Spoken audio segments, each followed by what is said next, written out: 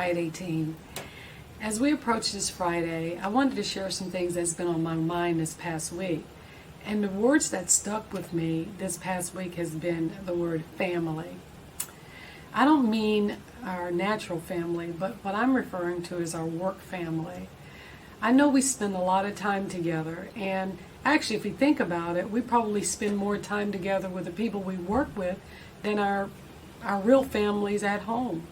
And so because of that, we probably have the same types of issues and disagreements and conflicts and fun times just like you would have in a natural family.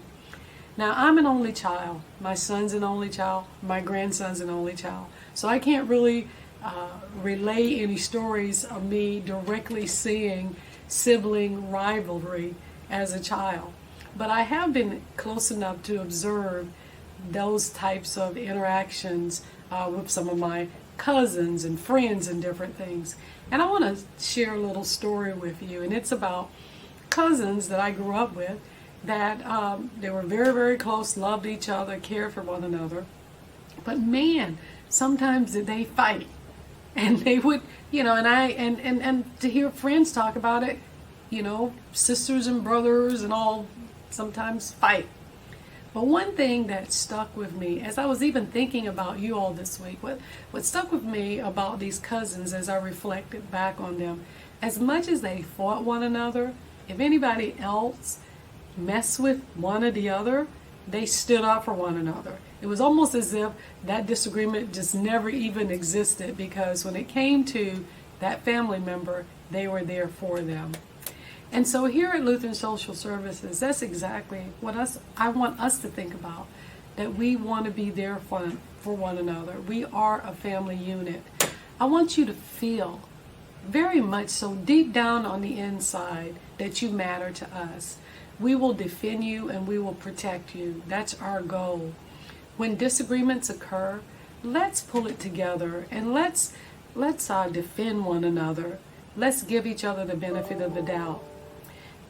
There's so much that we can be thankful for one another, that we shouldn't let conflict cause us to kind of hold grudges in our hearts against one another. Just like our natural family unit, think of the people that you work with as your siblings, as folks that care about you.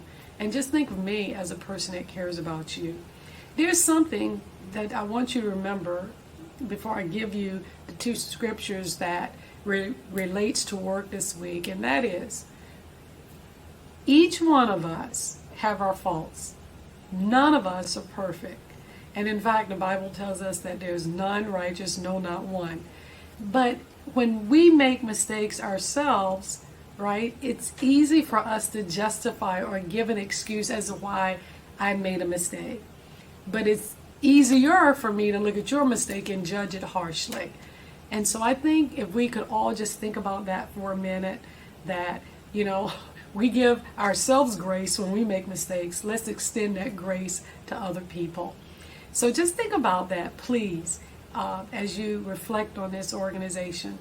The organization's not perfect. We're not perfect as people. No one was perfect but Jesus.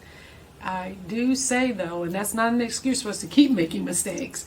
I'm saying let's think about ourselves as folks that are believers, that want to extend grace to one another when folks mess up. And when we mess up, we want that same grace extended to us. But let's go to the scripture that I want to share today. There's two that I'm going to share. One is in Proverbs 17:27 and 28. And it says this: whoever restrains his words has knowledge, and who has a cool spirit is a person of understanding. Even a fool who keeps quiet is considered wise. When he closes his lips, he is deemed intelligent, right? I don't know if you've ever heard that before. That's actually a scripture, but I've literally heard it from my grandparents growing up. You've heard the saying about open mouth, insert foot. So sometimes it's best to just stay quiet. And I know we've all had to exercise our restraint when, we felt like lashing out. The other scripture is Colossians 3:23 through 24. And this is deeply important, I think, for all of us to consider.